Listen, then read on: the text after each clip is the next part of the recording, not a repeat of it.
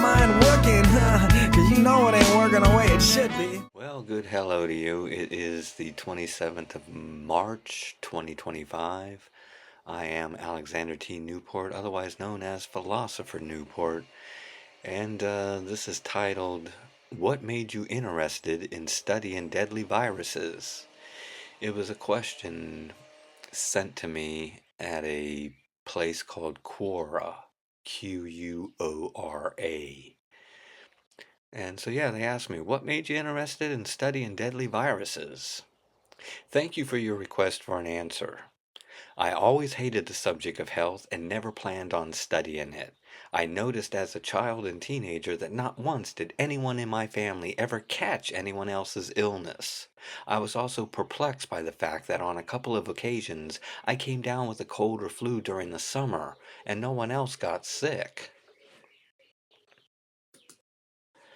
As a teenager from 15 to 22, I shared hundreds of joints, pipes, and bongs with many people, often strangers, and sometimes someone would say they had a cold or flu and suggest I not share their pipe, but I would just shrug my shoulders and share it anyhow and never once got sick from doing so. As a habit, I would not read any articles about health, nor watch any programs on TV, nor listen to any programs on the radio. The subject scared me. I had a fear that if I heard or read about illness or cancer, I would somehow manifest it. I would, perhaps, not be able to stop thinking about it in a fearful way. Fast forward to the first week in January 2020. All of a sudden, there were these viral videos from China showing dead bodies in the streets and on the floors of the subways. But China is communist and controls their internet with an ironclad grip. If they don't want a video to go viral, they can stop it from doing so. So why did they let these particular videos go viral? In the ancient old days, a country did not want anyone to know they had loads of sick people. It's bad for tourism and trade. So why did China let it happen? It began to look like nothing but a fear-mongering campaign. Some lady supposedly ate some bat soup made from a bat supposedly infected with a deadly virus, and she got infected and spread it to other people. But we had always been told that animal illnesses cannot be transferred to humans. Soon, all other countries were running scary stories about a new killer virus on the loose. It wasn't long before the Daily Mail published a story claiming dogs could give COVID-19 to humans. In a month or two after the whole scamdemic kicked off, I began to strongly suspect that there was no new virus. It was, after all, the middle of winter and the so-called cold and flu season. I reckon they were tricking people into believing a new flu was running rampant when actually it was the same old cold and flu as every other winter. So around March I began searching YouTube using terms like scamdemic and plandemic. At first, the results were mostly related to the lab leak theory being pushed by the likes of CIA operatives such as George Webb. And then in June, whilst at my YouTube channel, I was watching a video and noticed in my recommended section a video with a title like Viruses Do Not Exist. Normally, I would have ignored such a video with such a ridiculous title, but I knew something fishy was going on with this COVID-19 virus, so I watched it. It was a repost from someone who did not make the video. The video's original title was Rooster in the River of Rats and had been made by Dr. Andrew Kaufman. It was a PowerPoint presentation on a Zoom call in March 2020. Kaufman explained what virologists are supposed to do in order to prove they have found a virus. He explained Koch's postulates. He showed the published scientific paper claiming to have discovered SARS-CoV-2, and he analyzed it and showed how the methodology section did not describe the fulfillment of the criteria necessary to prove that a virus had been found. I then watched every interview of Kaufman I could find. He mentioned Dr. Stefan Lanka and Dr. Tom Cowan, and so I gobbled up all of their videos and written presentations. I learned about the heinousness of vaccines by watching every interview and presentation I could find by Dr. Suzanne Humphreys. I then went to PubMed and found various papers claiming to have discovered a virus. I bookmarked them. I was not looking forward to reading them.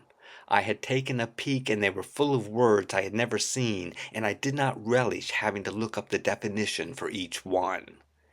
It took a few weeks before I was ready.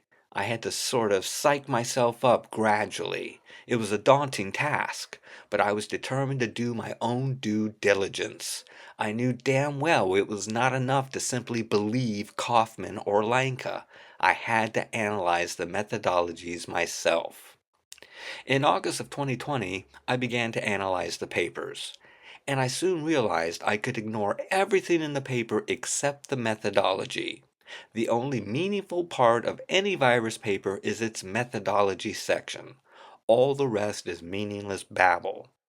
And sure enough, in every single random virus paper I analyzed, the methodology only described cell cultures. Not one of them described removing a virus from a sick person and giving it in the most natural way possible to a healthy volunteer. Every methodology described the removal of bodily fluid from a sick person and then deposited onto monkey kidney cells in a petri dish that contained at least one antibiotic known to be toxic to kidney cells. When the kidney cells die, the scientists believe a virus has killed them rather than the toxic antibiotic. The scientists are supposed to run a control petri dish, a dish that contains all the same ingredients except no bodily fluid. This is to find out if the kidney cells die in the same way and time frame, even if there is no bodily fluid in the dish. If the cells die the same way and in the same amount of time as the infected cell culture, then how can you claim you have found a virus? But do you know what? Virtually no virus paper describes using any control petri dishes. The scientists made no attempt to make sure they were not fooling themselves. That is unscientific and quite shameful, and totally unacceptable. It is extremely easy to get lost in the weeds arguing about the validity and methods related to cell culturing. The bottom line is, cell culturing and its subsequent so-called genetic sequencing does not describe making any human or animal sick, and therefore does not prove a virus has been found. A virus is allegedly an illness-causing particle. If you don't demonstrate or describe making anyone ill in a natural way with your alleged illness-causing particle, then how can you honestly and empirically claim you have found an illness-causing particle? So, cell culturing is a joke. Then I went looking for published studies whereby the scientists tried to make healthy volunteers sick by exposing them closely to sick people. I could not find any study where they succeeded in doing that. Many of the studies contained unnatural components in their methodologies. The method is supposed to replicate so-called natural transmission. This means there can be no unnatural things about the method, and yet many of the studies involve injection, or intubation, or swabbing. Those are not natural. The hypothesis does not conjecture that we catch each other's cold or flu by injecting each other, or sticking swabs up our noses, or cramming tubes down into our lungs. Virology is a pseudoscience, so is vaccinology. Not one single ingredient in any vaccine has ever been needed or welcomed by a human or animal body. Every single ingredient is treated by the body as an enemy, and invader, and toxin. Every single one. Our natural bodies do not like unnatural substances such as synthetic chemicals. That's not to say they can't be helpful, especially regarding pain relief, but our bodies still don't like them and do their best to flush them out as soon as possible. I do not cringe or bat an eyelid when someone near me coughs or sneezes or complains of being ill. I know without a doubt that our health is subjective and personal and cannot be transmitted or caught. The idea our health can be contagious is the foundation of the trillion-dollar profits made by big pharma and big chemicals. Vaccines, antibiotics, and antibacterial products generate trillions of dollars every year. Bacteria do not attack living cells or tissue. They are janitors and scavengers. They can be problematic, but not in the ways we've been taught. Antibiotics can be helpful, but only if used sparingly and in dire circumstances, and unfortunately, they have long been overprescribed. Any use of them harms the gut biome and the rest of the body that depends on bacteria to do their round-the-clock job of cleaning up debris and dead stuff. It's all a guess and a gamble as to what causes illness and what helps alleviate the misery it causes. There really is no standard for health. Each person's health is as unique as their personality. What helps one person sometimes hurts another. What makes one person sick makes another person well. What cured you this time may not cure you next time.